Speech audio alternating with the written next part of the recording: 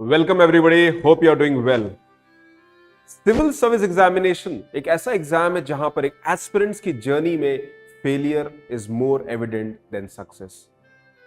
Failure क्यों है and why 99% of you are going to fail the exam? You need to ask this question before starting this journey. आपको इस सवाल का जवाब पूछना होगा, because if you are an aspirant you need to ask yourself, are you really an aspirant?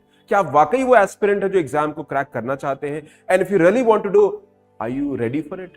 Are you up for it? क्या आप चाहते हैं कि इस प्रोसेस को फॉलो किया जाए? क्या that motivation is there? And that is the objective. So next 10 minutes listen to my inputs and advice. So I am Pramod Singh. I have been mentoring aspirants from more than a decade. Personally, I have given 3 mains and 2 interviews. And मेरे पढ़ाए हुए बच्चे हर साल, most of them or many of them make it to the services. And that is where everything that I am telling you is based on learning and experience. अगर आपको UPSC निकालना है, civil service examination निकालना है, तो पहले आपको exam को समझना होगा। ये एग्जाम अपने आप में इकोसिस्टम है which will require a minimum effort of 2 to 3 years. This is a marathon. तो क्या आप मैराथन दौड़ने के लिए तैयार हैं?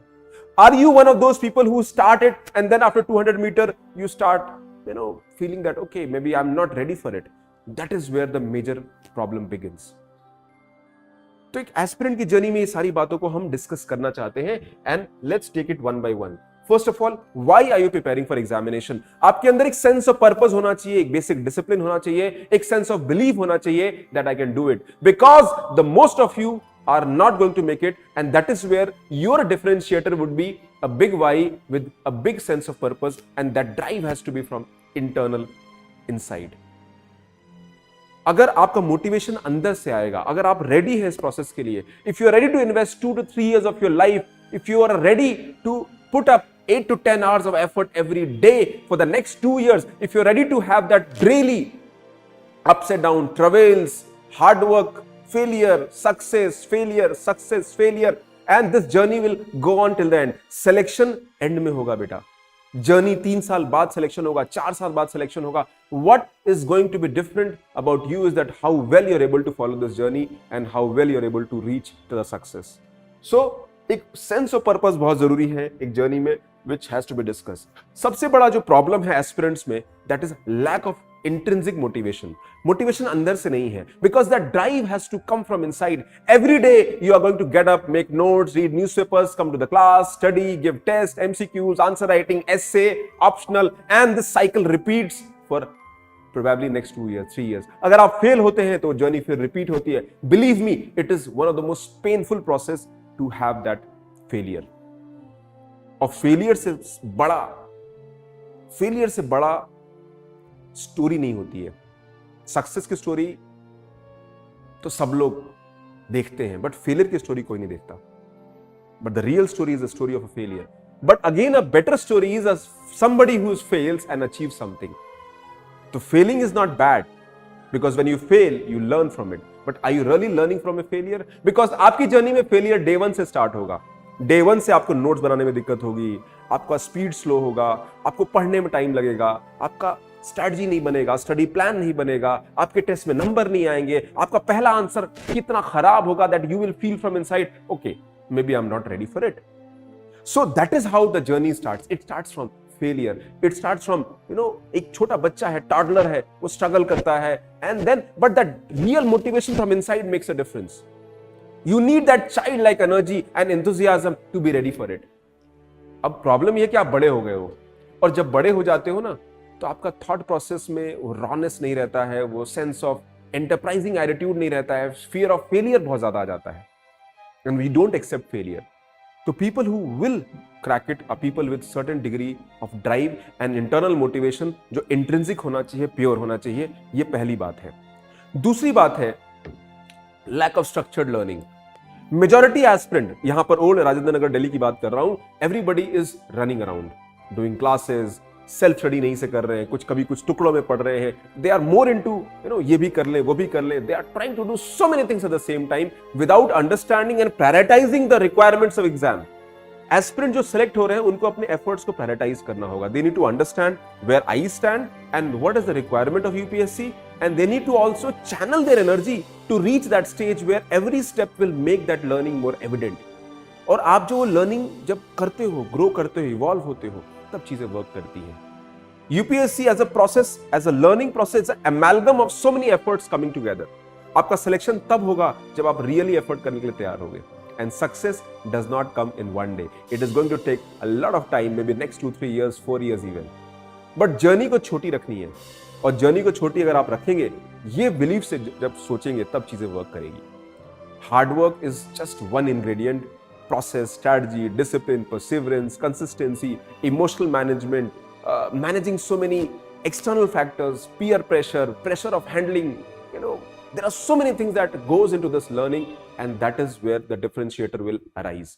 एक रियल डिफरेंशिएटर एस्पिरेंट की जर्नी में तब आता है जब इन सारी बातों को समझकर आप उस चीज को ओवरकम करने की एक बेसिक एबिलिटी को डेवलप करते हो। You have to be fearful, but you have to be fearful होने के बाद you have to be ready to overcome that fear. Fear होना कोई बुरी बात नहीं है, फेलियर कोई बुरी बात नहीं है, बट फेलियर से ही जर्नी शुरू होगी। तो you have to accept failure, the first step. The second part is that जो स्ट्रक्चर्ड लर्निंग है, इसका कोई प्रोसेस डिफाइन नहीं है। द स्ट्रक्चर्ड लर्निंग एक कॉमनैलिटीज होती है। एनसीईआरटी पढ़ लीजिए, आंसर राइटिंग करिए, ऑप्शनल का अच्छा चॉइस करिए, XYZ पढ़िए, Y पढ़िए, A पढ़िए, B पढ़िए, maybe that is how the trajectory should be there, but again it is very individual and specific. कुछ बच्चे इनेटली अच्छा लिखते हैं, तो for them answer writing is a gifted ability. Some people have very good basics of certain subjects, so they are doing well in that subject. But UPSC के अंदर GS में ही, GS 1 to 4 में there are 12 subjects. In optional there are 2 subjects, there are sub parts of optional. तो बहुत सारी चीजों को हम लोग एफर्ट करके हम लोग लेकर चलते हैं। देन अगेन एक एस्पिरेंट क्या है, एक रियल एस्पिरेंट क्या होगा, वो चुपचाप कुछ इंपॉर्टेंट सोर्सेज को लेगा, उनको ढंग से पढ़ेगा या पढ़ेगी। For example, I always advise read primary NCERTs, read if you are doing some coaching, join some coaching. अगर ज्वाइन करते हैं आप, तो वहां की कोचिंग के प्रोसेस को बिलीव करिए, put a basic effort, make good class notes, revise them. Coaching ठीक ठाक हो, बेसिक लेवल पे हो, लेकिन अच्छे टीचर्स हो, मोटिवेट करने वाले हो, एफर्ट करने वाले हो, they are really upgrade and contemporary level पर रेडी है, वो लोग डिफरेंस क्रिएट करते हैं। But the real difference will come from you, how much you are ready to put effort in long run. तो आपको क्या करना है, बहुत सारे बच्चे सिर्फ नोट्स कलेक्ट कर रहे हैं, बुक्स कलेक्ट कर रहे हैं। यहाँ पर ओल्ड राजेंद्र नगर में there are hundreds of book shops. कुछ ऐसे बुक शॉप ओनर्स हैं जिनके अपना एक बढ़िया कोरियर सर्विस चलता है, वो अपने आप में they work like a coaching institution. वो प्रोवाइड नोट्स, मटेरियल, टेस्ट, और सबका इधर उधर से मटेरियल मैनेज करके वो पूरे इंडिया भर में कोरियर करते हैं। तो बहुत सारे बच्चे कोरियर कलेक्टर हो गए हैं, नोट्स कलेक्टर हो गए हैं, डेटा कलेक्टर हो गए हैं, फैक्ट कलेक्टर हो गए हैं। अरे भाई, मैं ये नहीं कह रहा हूं आपको डिस्ट्रिक्ट कलेक्टर बनना है, नोट्स कलेक्टर नहीं बनना है। कुछ लोग टेलीग्राम चैनल पे सिर्फ वीडियोस ही जो है देखने के लिए तैयार है। यस, नोट्स, मटेरियल, ये सारी चीजें जरूरी हैं, but a lot of your notes are lot of your understanding will come from primary sources. One good newspaper, primary NCERTs, standard books, a good classroom coaching notes, ये आपकी primary sources होने चाहिए। These are the sources which could be secondary. मैं ऐसे बच्चों को जानता हूं जिनका प्रीलिम्स निकला है, जिन्होंने लिमिटेड एफर्ट किया है। I also know aspirant this year जिन्होंने बहुत एफर्ट किया है, they have given hundreds of tests and they are not in the list. What is the differentiator? Differentiator है, कुछ और भी फैक्टर होते हैं, बट जो फैक्टर आप डिसाइड करोगे, उस फैक्टर पे हम लोग काम करेंगे।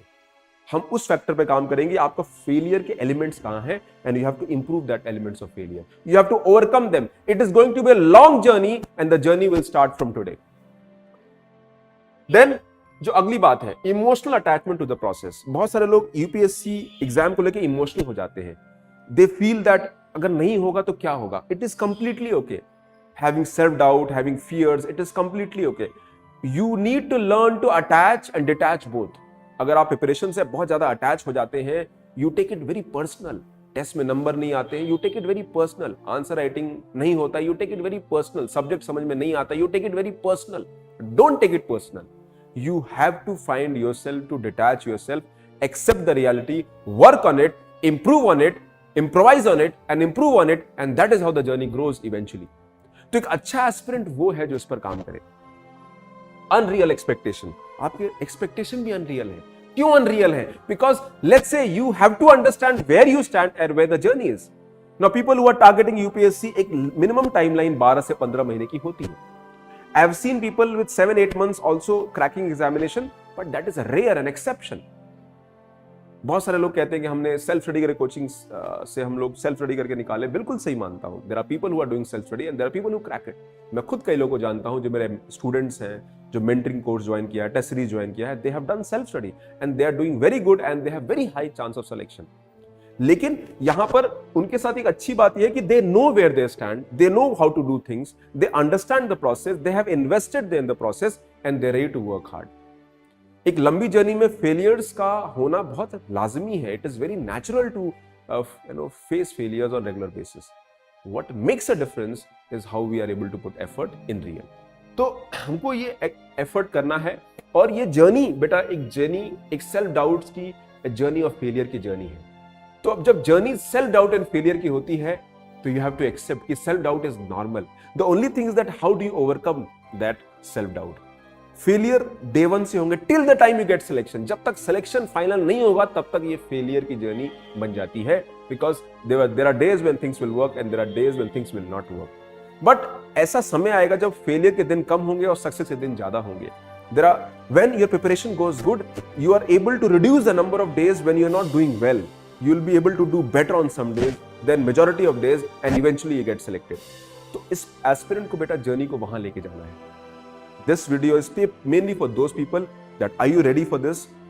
तो आप हमारे साथ जुड़िए, join this channel, subscribe to the channel and see regular input। एक बहुत clean to the point structured guidance input मिलेगा।